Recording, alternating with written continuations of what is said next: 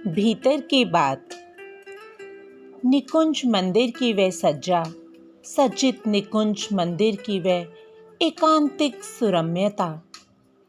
सुरमई साड़ी पहने प्रकृति सुंदर की वह झूम, वह इठलान और उस झूम से चपल हुए लता पादपों की वह लहर लहर लहरान। प्रकृति की उस मोहकता पर मुग्ध नवनील जलद समूह की गंभीर मधुर गर्जना, मानो ये गण गर्जना उस मोहकता का प्रशस्ति गान कर रही हो। नीर भरे घन खंडों की वह मंद मंद उड़ान, कभी कभी पश्चिम नभ में दमकती विद्युत छटा की वह सजीली मुस्कान। उस सघन श्यामल निकुंज मंदिर की रसीली परिचर्या में रत प्रकृति बाला अपने मंडल सहित आज ना जाने किस उमंग में, किस आशा तरंग में बराई सी इठला रही थी। यह लो, सजल समीर का एक झोंका सवेग आया, एक झोंका सवेग आया अपने संग किसी अद्भुत महक झकोर को लिए। तरु शाखाएं डोल गई, वल्लरियां लहराकर विटपों से लिपट गई।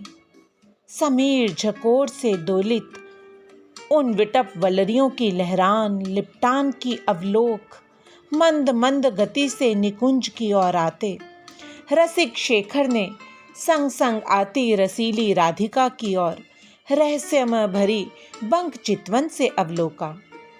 प्रणय प्रवीणा किशोरी ने भी अपनी अपांग अवलोकन से प्रियतम को निहारा। उनके राग रस प्रपूरित संकेत को समझ वे मुस्कुराई।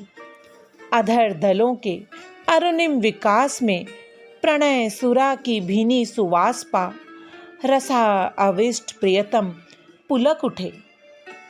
प्रियाजू ने अपनी एक मृदुल करा उंगली से उनकी करा उंगली लपेट तनिक झकझोरा। मदोन्मादित प्रियतम ने प्रियाजू की अंगुली अपनी करा उंगली में फंसा ली और ठिठक कर वहीं खड़े हो गए। प्यारीजू के नैनों में नयन डाल मनमथ मोहक स्वर में धीरे से बोले, देखो अब तुम ही मुझे और फिर कहोगी। सुर सा अवधि में हिलोरे लेती किशोरी तनिक सजग हुई और दूसरा कर किसलय प्रियतम के मधुर अधरों पर रख उन्हें बात पूरी नहीं करने दी। समीप आगत उस मृदुल पाणी पल्लव का स्वागत सत्कार किया। उन मृदुल अधरों ने रस सिंचन द्वारा, मधुर अर्चना द्वारा और फिर वे रस निअलय खिलखिलाकर हंस पड़े। उनके गंभीर रस आवेग में मानो लोल हिलोरें उठाई हों। प्रिया जी पहले तो तनिक संकुचित हुई, फिर संभल कर धीरे से बोली, चलो भीतर तो चलो। और उन्होंने इस निकुंज मंदिर की ओर निर्देश किया। अब तो रस लंपट सुकुमार सावर झूम कर किशोरी जू के मृदुल सकंदों पर अपने दोनों कर कमल धर उनके स्निग्ध भाल से अपना सुबक बाल छुआ बोले, और फिर भीतर चलकर। अब तो लाडली जू की मुस्कान हास बन फूट पड़ी। उनकी वनमाल के पुष्पों को ऊपर नीचे सरकाती हुई नीचे ही दृष्टि किए बोली, भीतर की बात बाहर मत पूछो। अब तो प्राण प्रिया के कपोल से कपोल सटा रसनिधि अपने मंजुल कर कमलों से उनका आंचल सरकाते हुए बोले, तो चलो यही सही, बाहर की बात बाहर हो गई और अब भीतर की बात भीतर उमगेगी।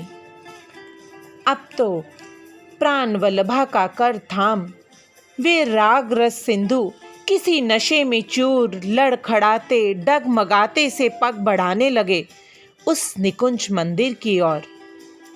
लता द्वार में पग धरते ही जाने क्यों सिहर उठे वे दोनों। आज निकुंज की वह सज्जा उनकी सहज उमकती भाव तरंग मालाओं को और उमगाती चमकाती सी उन्हें रस बेसुधी के तल में खींच रही थी।